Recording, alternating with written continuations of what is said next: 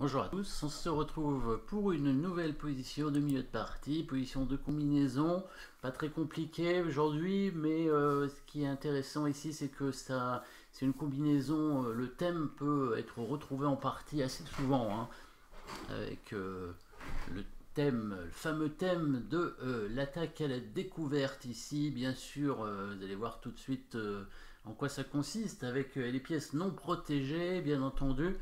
Donc ici, en général, les attaques à la découverte se font sur des pièces non protégées. Après, évidemment, ça peut être une attaque à la découverte sur une pièce plus forte, hein. Dans ces cas-là, pas besoin d'être protégé ou d'être non protégé. Mais si c'est la même pièce ou une pièce plus forte qui attaque, hein, évidemment, ben, il faut que la pièce ne soit pas protégée. Ici, on peut voir quelles sont les pièces non protégées dans cette position. Alors, regardons, évidemment la tour en A8, mais celle-ci sera difficile à attaquer, mais on ne sait jamais.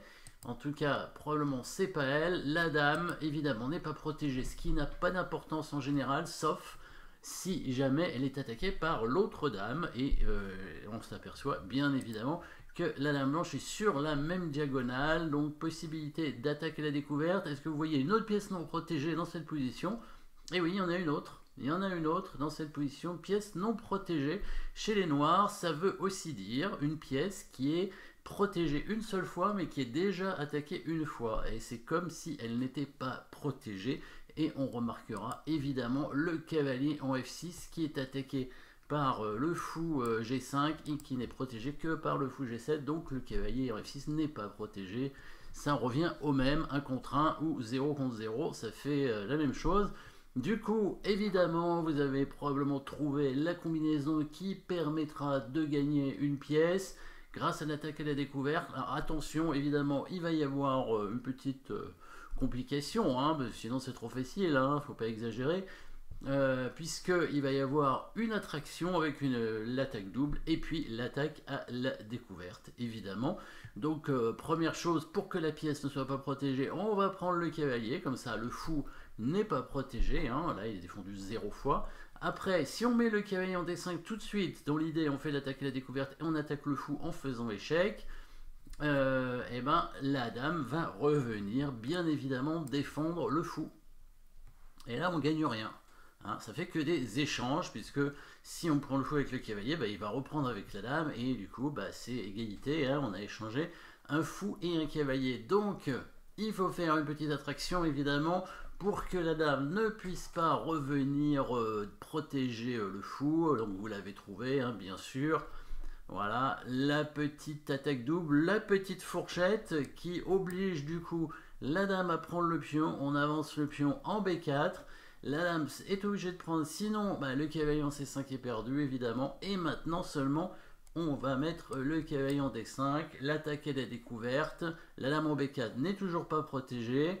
Elle ne peut pas revenir défendre le fou. Si elle échange la dame, coup intermédiaire évidemment, on prend le fou en faisant échec.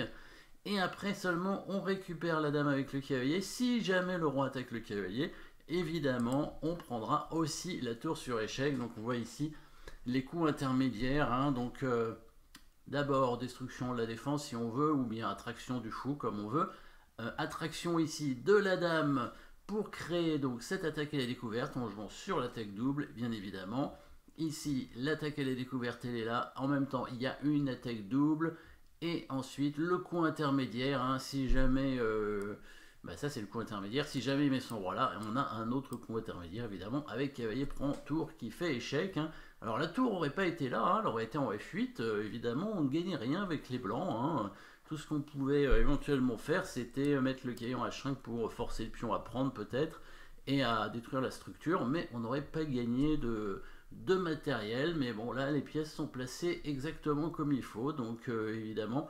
Petite combinaison, alors ce thème hein, qu'on peut retrouver très souvent en partie, hein, avec la dame et le cavalier qui peuvent attaquer la dame non protégée sur la diagonale, hein, avec une attaque à la découverte. Alors pour que ça fonctionne, on a bien vu qu'il fallait que le cavalier puisse prendre une pièce en faisant échec, et après, pour que ça gagne vraiment du matériel, il faudrait qu'il puisse reprendre, s'échapper ou ne pas être attaqué par le roi, ou bien prendre une pièce qui fasse à nouveau échec, hein, bien évidemment. Voilà, petite combinaison issue d'une fin d'ouverture, hein, assez classique. Merci d'avoir suivi cette position et à très bientôt.